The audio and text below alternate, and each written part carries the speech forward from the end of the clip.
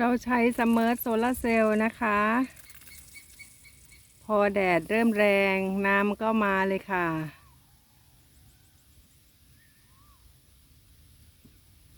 เปิดน้ำให้กับต้นมะละกอนะคะ แถวนี้จะเป็นแถวของมะละกอค่ะ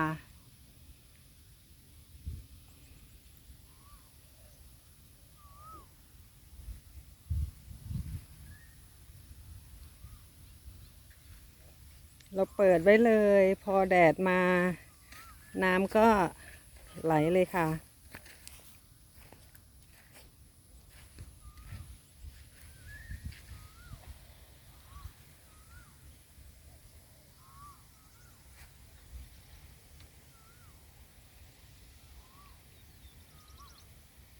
น้ำแรงเหมือนกันค่ะ